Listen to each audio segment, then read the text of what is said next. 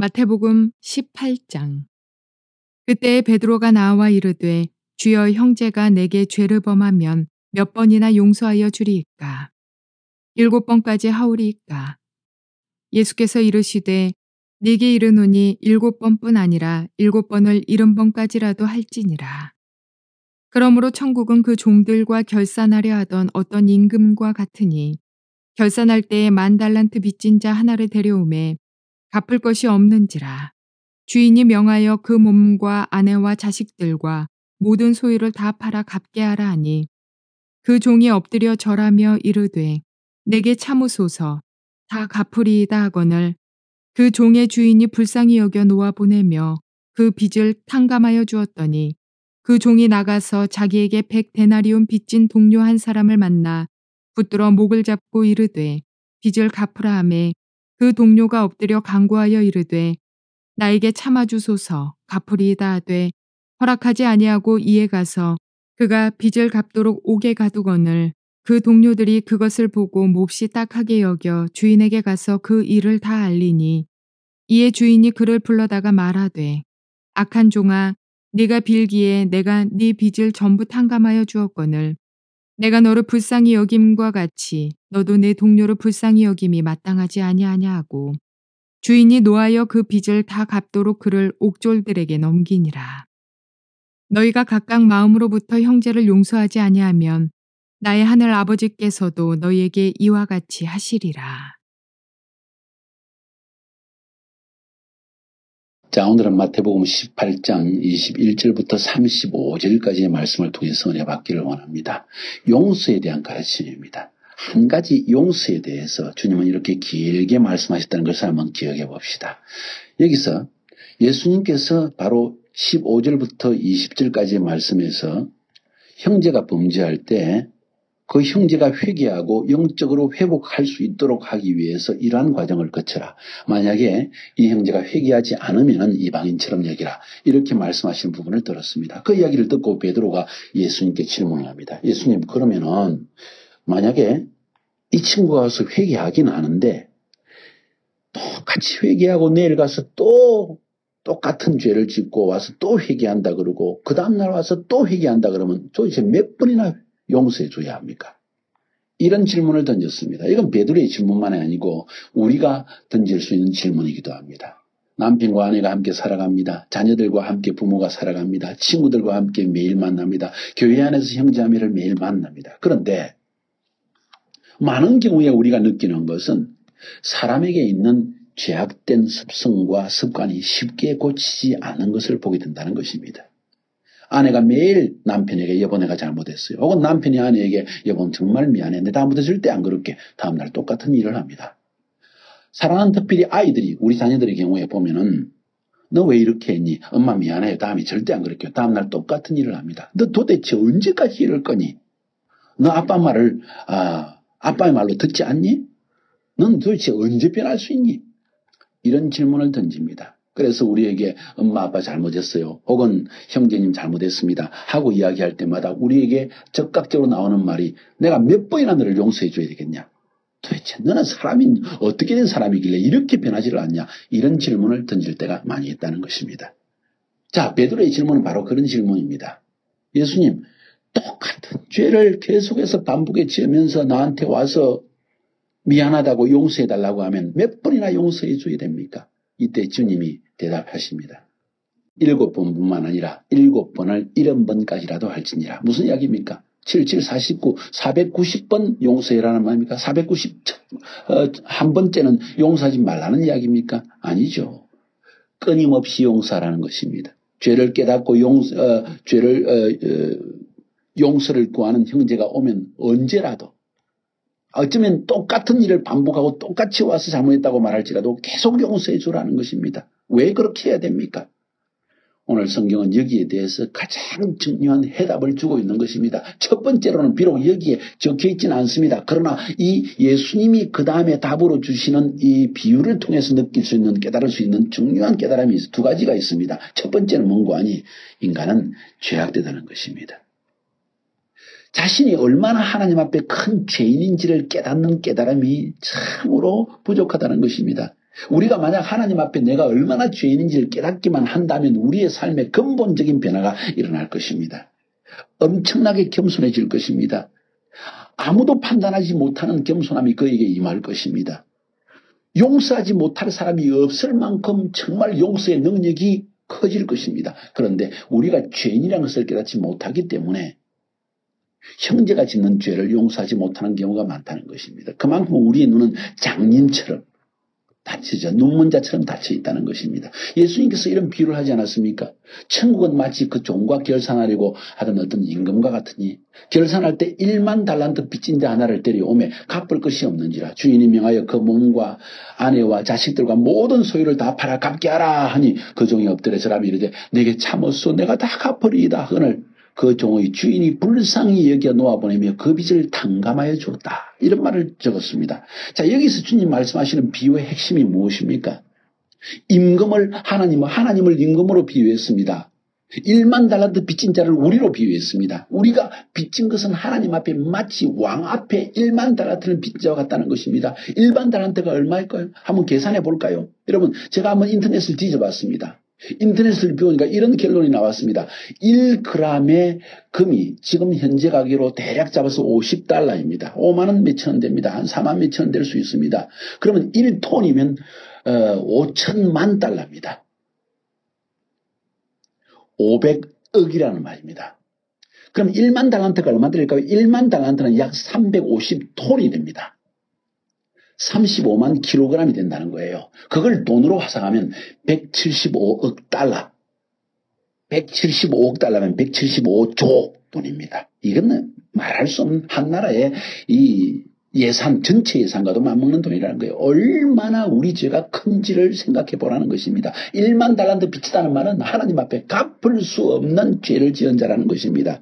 그런데 하나님께서는 단 한 가지 이유 때문에 그 죄를 용서해 주셨다고 했습니다. 그 빚을 탕감해 주었다는 겁니다. 무엇 때문에?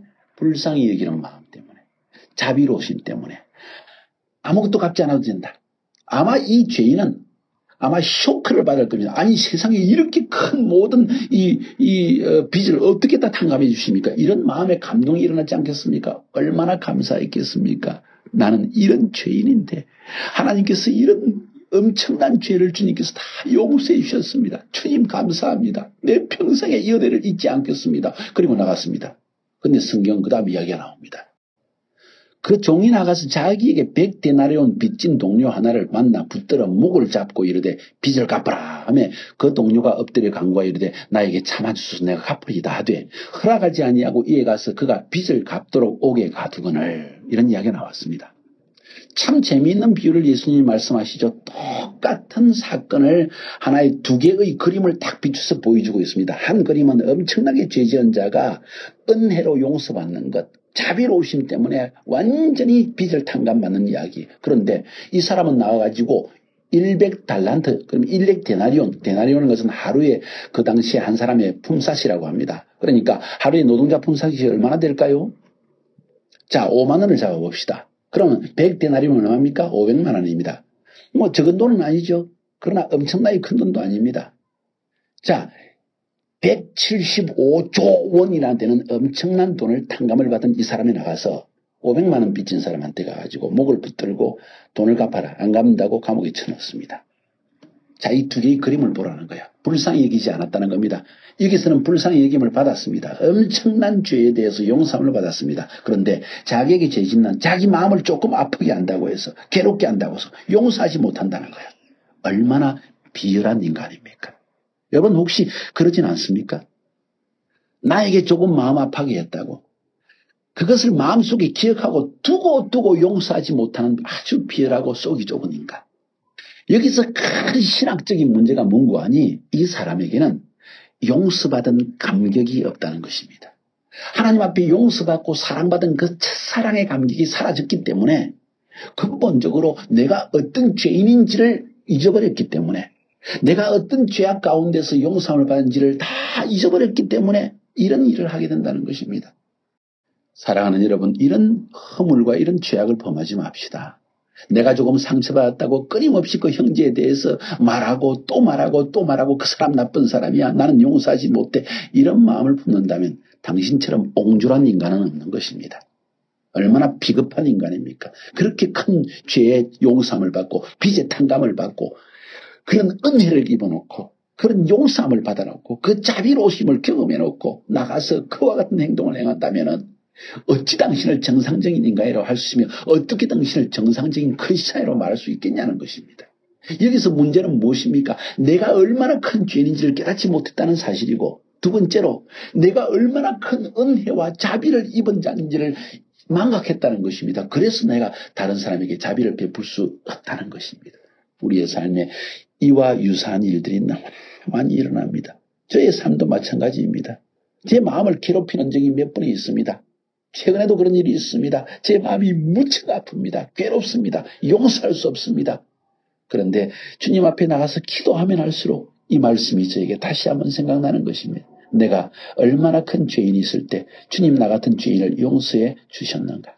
내가 얼마나 악한 습성 가운데서 끊임없이 미안해요, 용서해줘요 했던 일들을 기억하는 겁니다. 그때마다 주님은 끊임없이 용서해 주셨는데 내가 뭐라고, 내가 어떤 인간이라고, 내가 얼마나 의로운 사람이라고, 내가 얼마나 거룩한 사람이라고, 내가 얼마나 의롭다고 범죄하고 나와 용서를 구하는 자에게 그 죄를 용서하지 못하겠다는 것입니다. 여기서 중요한 것은 용서의 능력입니다.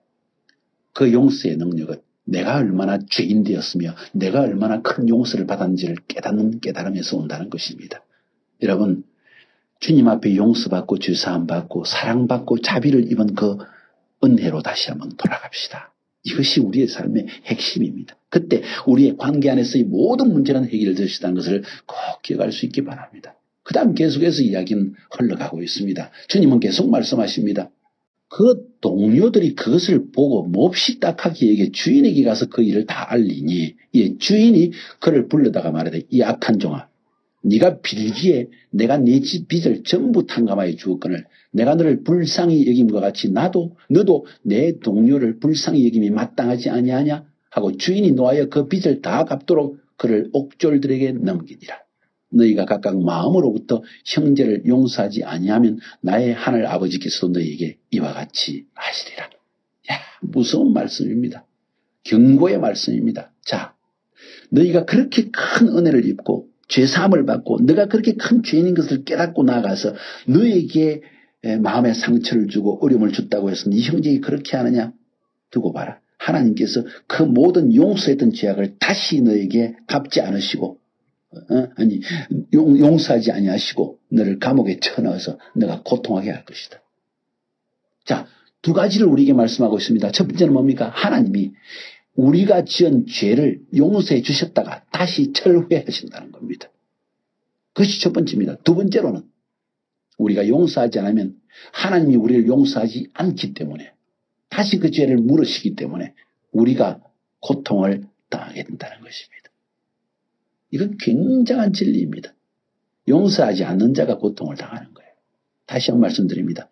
용서하지 않는 당신의 얼굴에 어둠이 짙들고 용서하지 않는 당신의 말이 독을 품게 되어 있고 용서하지 않는 너의 마음 때문에 관계는 더 깨어지고 용서하지 않는 마음 때문에 네가 평강을 상실하고 고통을 당하게 된다. 이것이 주님이 우리에게 주신 진리의 말씀입니다. 계시의 음성입니다. 혹 여러분 삶 가운데 그런 일은 없습니까? 다시 한번 돌아봅시다.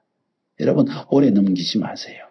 오랫동안 품고 있지 마세요. 주님 앞에 나가서 이 문제를 해결하시고 그 사람과 직접 대면하여서 이 문제를 해결해야 할 것입니다. 그래야만 여러분의 삶이 형통할 것이고 여러분이 감옥에 갇혀서 아무 일도 하지 못하고 괴롭힘을 당하는 그런 비참한 저주의 삶을 살지 않게 될 것입니다. 여러분을 사랑합니다. 꼭 이 말씀을 명심하고 실천에 옮기는 여러분이 되기를 주님의 이름으로 축복합니다. 베드로가 묻는 것처럼 주님, 형제가 나에게 죄를 범하면 내가 몇 번이나 용서해야 될까요? 7번까지 할까요? 어떻게 하시겠습니까? 오늘 결정하시고 행하시기를 주의 이름으로 축복합니다.